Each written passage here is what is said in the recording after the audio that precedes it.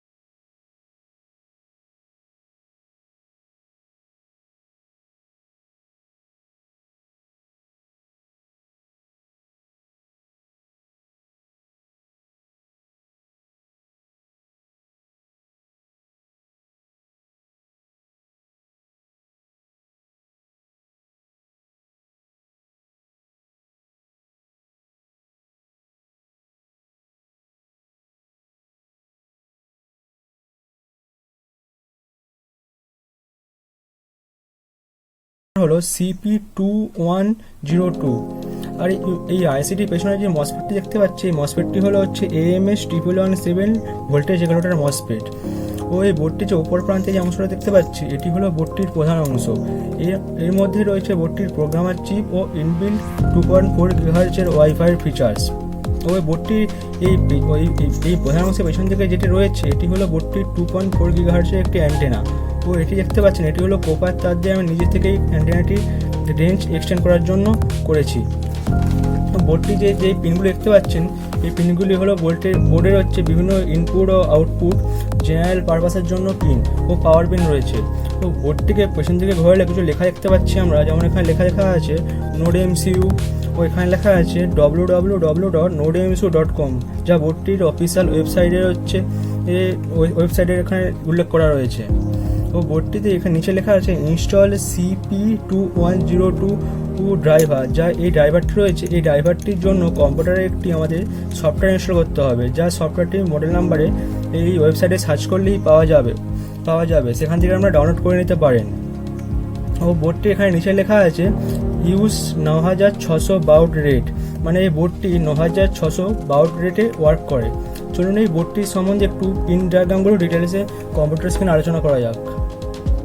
এই বোর্ডটির বিভিন্ন পার্টগুলি আপনারা স্ক্রিনের ডায়াগ্রামের মাধ্যমে দেখতে পাচ্ছেন। এবার চলুন এই বোর্ডটির বিভিন্ন পিনগুলি ডিটেলসে আলোচনা করি, কোন কোন পিনের কোন কাজ। আপনারা স্ক্রিনে Nodemcuর সম্পূর্ণ পিন ডায়াগ্রামগুলি দেখতে পাচ্ছেন। ফার্স্টেই আছে A0, মানে অ্যানালগ পিন 1, যা ADC0 নামে পরিচিত। এটি অ্যানালগ টু ডিজিটাল কনভার্টারে কাজ করে থাকে। কোনো কিছু ইনপুট অ্যানালগ ভোল্টেজকে এই পিন দিয়ে মেজার করা হয় আপ টু 0 থেকে 3.3 ভোল্ট পর্যন্ত ও ম্যাক্সিমাম 5 ভোল্ট পর্যন্ত। তারপর আছে দুটি RSB পিন, এই দুটি পিনের তেমন কোনো কাজ নেই। তারপরে আছে নেক্সট HD3 HD2, যেটি GPIO 10 ও GPIO 9 নামে পরিচিত। তারপরে হচ্ছে এই যে পিনগুলো দেখতে পাচ্ছেন GPIO পিন, এই GPIO পিনগুলির বোর্ডেতে রয়েছে 0 থেকে আপ টু হচ্ছে 16 পর্যন্ত। এই পিনগুলি হচ্ছে সাধারণত জেনারেল ইনপুট ও আউটপুট পারপাসের জন্য ইউজ করা হয়, যেমন কোনো কিছু modular, sensor, device, screen extra connect করার জন্য। তারপর আছে HD1 মানে MOSI মানে মাস্টার আউটপুট স্ল্যাব ইনপুট। তারপরে আছে CMDCS মানে হচ্ছে কমিউনিকেশান ডাটা। তারপরে রয়েছে HD0 MSI1 মানে সিরিয়াল ডাটা 0, যা হচ্ছে মাস্টার ইনপুট ও স্ল্যাব আউটপুট নামে পরিচিত। তারপরে আছে CLK মানে সিরিয়াল ক্লক নামে পরিচিত। এই পিনগুলো রয়েছে, এগুলো হচ্ছে SPI কমিউনিকেশনের জন্য ইউজ করা হয়। তারপরে রয়েছে গ্রাউন্ড পিন ও 3.3 ভোল্টের পাওয়ার পিন, এবং তারপরে রয়েছে NML পিন ও রিসেট পিন, ও তারপরে রয়েছে গ্রাউন্ড পিন, ও আবার রয়েছে মানে ভিন পিন। এই ভিন পিনটির মাধ্যমে বোর্ডটিতে 3.3 ভোল্ট থেকে ম্যাক্সিমাম 12 ভোল্ট পর্যন্ত ইনপুট করা হয়, বাট আমি রিকমেন্ড করবো বোর্ডটিতে ম্যাক্সিমাম 5 to 7 ভোল্ট ইনপুট দেওয়ার জন্য।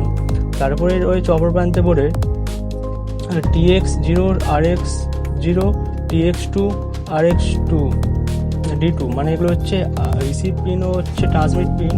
তারপরে রয়েছে D8 D7 পিন ও হচ্ছে কন্টিনিউয়াস হবে D6 D5 পর্যন্ত, আপ টু এগুলো হচ্ছে 1 থেকে 14 পর্যন্ত GPI পিন। তারপরে রয়েছে গ্রাউন্ড পিন ও হচ্ছে 3.3 ভোল্টের হচ্ছে পিন। তারপরে D4 D3 D2 এগুলি হচ্ছে বোর্ডেতে রয়েছে GPI পিন 2 থেকে আপ টু 16 পর্যন্ত।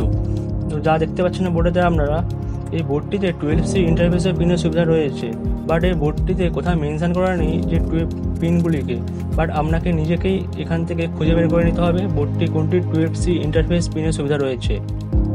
এবার এই Nodemcu সম্পর্কে একটু বিস্তারিত স্পেসিফিকেশন ও ফিচার্সগুলো জানা যাক। এই Nodemcuর মধ্যে যে মাইক্রো কন্ট্রোলারটি আছে সেটি হলো 10 সিলিকার 32 বিটের CPU এক্সটেন্সা LX106 এর প্রসেসর, ও অপারেটিং ভোল্টেজ হলো 3.3 ভোল্ট, ও ইনপুট ভোল্টেজ হলো 7 থেকে 12 ভোল্ট ম্যাক্সিমাম, বাট আমি রেকমেন্ড করব আপনি 5 থেকে ম্যাক্সিমাম 7 ভোল্ট পর্যন্ত ইনপুট করতে পারেন। এর মধ্যে GPIO পিন আছে 16টি ও অ্যানালগ ইনপুট পিন আছে একটি, যেটি হচ্ছে ADC0 নামে পরিচিত, ও এর ফ্ল্যাশ মেমোরি হলো 4 MB ও স্ট্যাটিক র্যাম হলো 64 KB। এটির ক্লক স্পিড হলো 80 MHz, ও যেটির মধ্যে আর্ডুইনোর ক্লক স্পিড হলো 16 MHz, যা আর্ডুইনোর থেকে তুলনামূলকভাবে এটি স্পিড বেশি। এর মধ্যে হচ্ছে PCB ইনবিল্ট অ্যান্টেনা আছে, যা আমরা কোনো এক্সট্রা অ্যান্টেনার প্রয়োজন নেই।